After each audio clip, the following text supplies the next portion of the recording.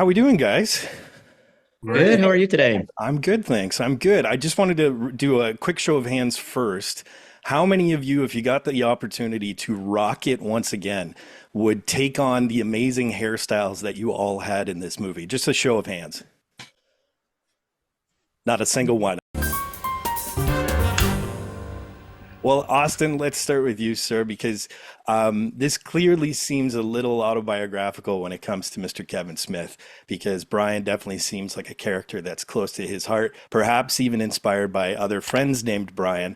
But I'm curious, did you and Kevin talk about this character and maybe the origin of where this story came from? Yeah, I mean it's pretty much Kevin's origin story. It's the to an extent the prequel to Clerks, and it's kind of the story before all the stories that he's told. And yeah, I mean, also with the Brian David, that was actually what his name was supposed to be, but at the hospital there was another baby that was named Brian David. So Kevin's mother Grace like decided to name him Kevin because she didn't was too afraid that they would mix up the babies. There's like tons of little weird crazy Easter eggs like that. It's like throughout the film, I Oh, I feel love like. it. Oh, that's great.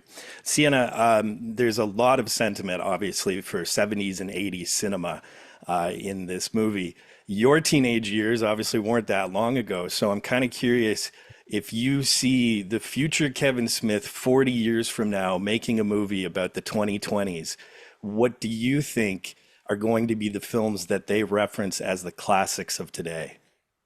Oh my goodness, what a big question. I might have to pass that along to either Nick or Austin. I don't watch too many movies to answer that, Oh, that but seems like a Nick question. go ahead, Nick. Oppenheimer is the most important pivotal film that come out in the last 25 years, other than 430. So it's like they'll be talking 430, they'll be talking Oppenheimer. But Everything I else will think be the irrelevant. question was more referring to in this time period. You know what I'm saying? Yeah, So so they'll be like, "Whoa, remember 2023 when we went and saw Oppenheimer?" no, but where when the movie was set, you know.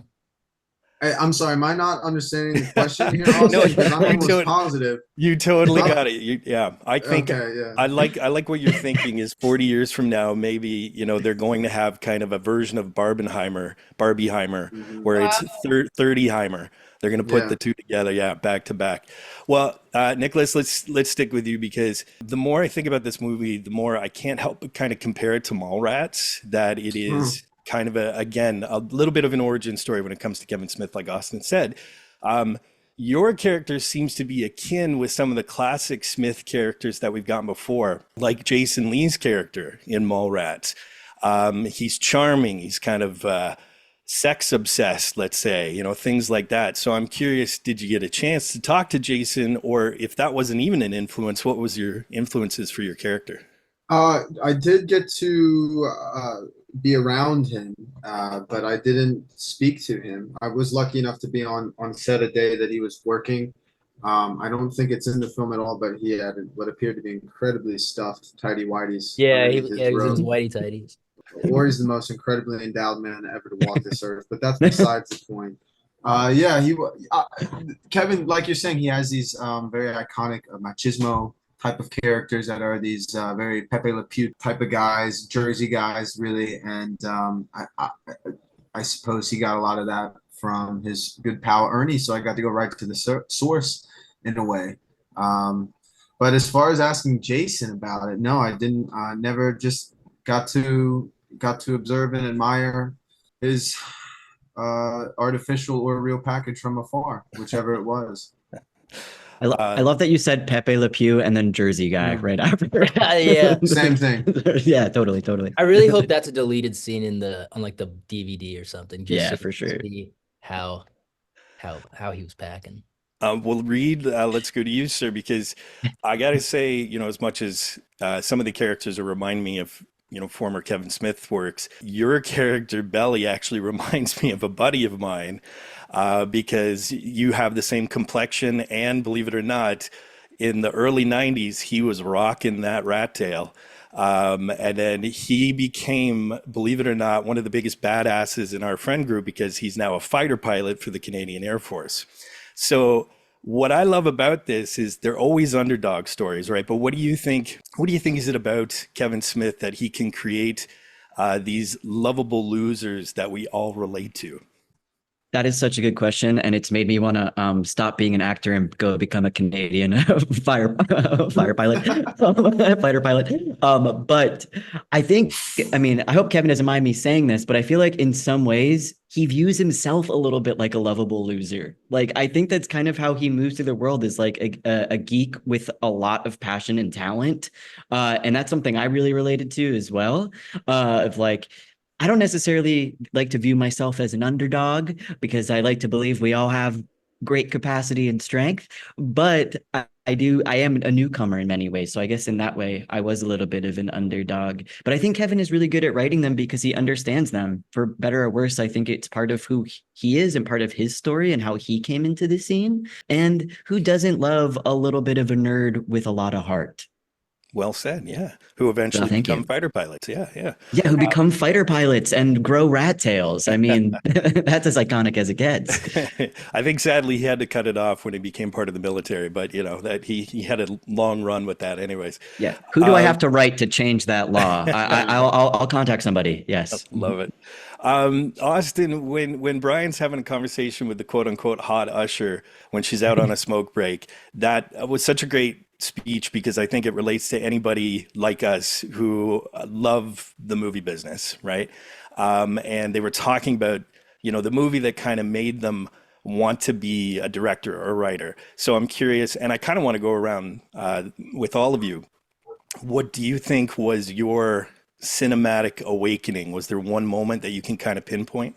Well, for me, I yeah, I guess I'd have to be. I was an extra in this John Adams HBO miniseries when I was like about 12, and just being on like a massive set where the whole thing's set in 1776 and pretend to be like a boy going to off to war. It just kind of made me fall in love with it so hard. But I think in terms of a film, maybe Eternal Sunshine, maybe.